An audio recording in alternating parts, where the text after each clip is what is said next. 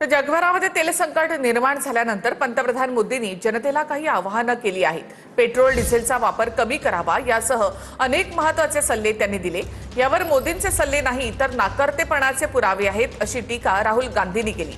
तर राहुल गांधी राजकारणातील रिजेक्टेड माल असं प्रत्युत्तर देवेंद्र फडणवीस यांनी दिलंय।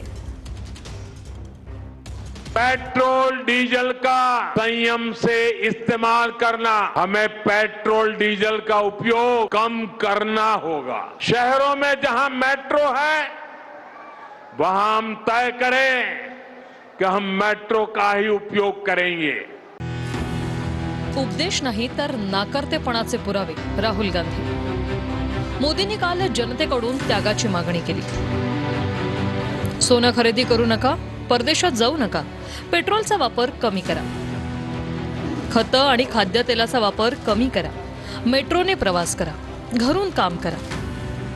हे मोदींचे सल्ले नव्हे तर नाकर्तेपणाचे पुरावे। 12 वर्षात देशाला अशा वळणावर आणून ठेवले की आता जनतेला सांगावं लागत आहे काय खरेदी करावं आणि काय नाही, कुठे जावं आणि कुठे जाऊ नये। स्वतःची जबाबदारी टाळण्यासाठी ते प्रत्येक वेळी जनतेवरच ओझं टाकतात। देश चालवणं आता तडजोड करणाऱ्या पंतप्रधानांच्या आवाक्याबाहेरचं असं ट्विट राहुल गांधी यांनी केलंय।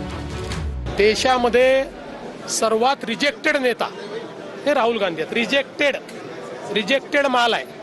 आता त्याला तुम्ही महत्त्व देता, आम्ही देत नाही। मोदीजींनी जे सांगितलं त्याचा जर अर्थ राहुल गांधींना कळला नाही तर आता त्यांना दोष देता येत नाही। कुठेतरी त्यांची समजच कमी आहे, पण तो जनतेला कळलाय आणि त्यामुळे जनता रिस्पॉन्ड करेल।